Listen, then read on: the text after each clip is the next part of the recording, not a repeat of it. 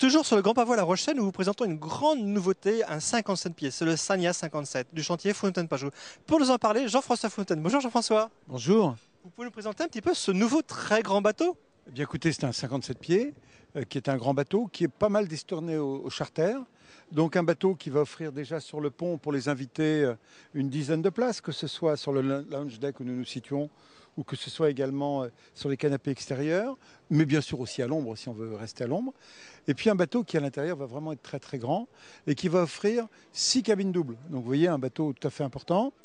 Un élément également important, c'est qu'on dissocie tout ce qui est manœuvre de ce qui est invité. Les invités peuvent rester ici, prendre un verre. Pendant ce temps-là, la manœuvre peut avoir lieu. On est chacun un petit peu chez soi pour éviter qu'il y ait un bout ou une haussière qui puisse gêner. Donc c'est un bateau qui est bourré d'innovation.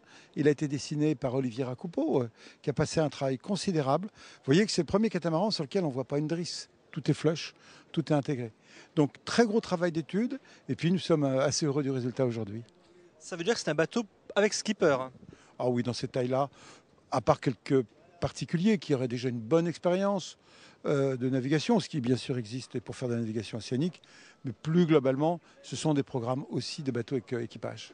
Alors Jean-François, vous nous parliez de 6 cabines, effectivement c'est énorme. 6 cabines c'est très très rare. Je crois que c'est même peut-être le seul catamaran à avoir 6 cabines. Dans cette taille-là, oui, c'est la première fois que on arrive. Et puis des vraies cabines, et tout en gardant de l'allure au bateau. Donc c'est ce qu'on essaye, d'avoir cet équilibre entre un bateau qui est volumineux, confortable, mais aussi très élégant sur l'eau.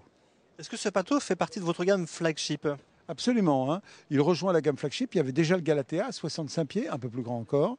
Et celui-ci, 57 pieds, il va succéder à un bateau qui a fait une très belle carrière, qui était l'Eleutera.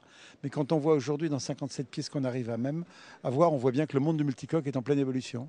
Alors Jean-François, tout à l'heure vous avez parlé de lounge deck. On connaissait les flybridge. Maintenant le lounge deck, quelle est cette évolution en fait? Eh bien, de dire le flight bridge, c'est quand le barreur est en haut et les passagers aussi. Nous trouvons que de mettre tout en haut pose des difficultés, notamment le barreur est un peu parfois coupé des gens qui sont dans le cockpit. Donc on met le barreur à un niveau intermédiaire, où à la fois il voit bien l'avant du bateau, mais à la fois il peut s'exprimer avec ceux qui sont en bas.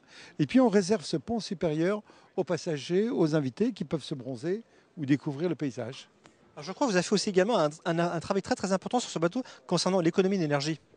Absolument. Ce qu'on veut, c'est que ce bateau puisse être autonome en énergie. C'est-à-dire pouvoir faire marcher les frigos, faire marcher l'ensemble des équipements électriques sans faire appel au groupe électrogène. Et pour cela, il suffit de se retourner. On verra des panneaux solaires qui sont en arrière de la baume. C'est-à-dire que quel que soit le cas de figure, ces panneaux vont être en pleine puissance tout le temps. Et en plus, on a sélectionné un type de panneau parmi les plus efficaces. Donc la notion d'éco-cruising, c'est à la fois de produire beaucoup d'électricité avec des énergies renouvelables, mais c'est aussi d'être vigilant, de ne pas en consommer trop. Donc bien sûr, du LED partout, bien sûr des frigos à basse consommation, des productions d'eau douce également à basse consommation.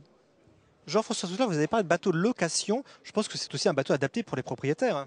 Bien sûr, puisqu'il existe en version propriétaire, avec une très très belle cabine propriétaire qui est absolument immense, un cabinet de toilette magnifique. Donc c'est bien sûr un double programme que l'on peut avoir. Et cette suite propriétaire est tout à fait exceptionnelle dans un bateau. Jean-François, merci pour ces informations.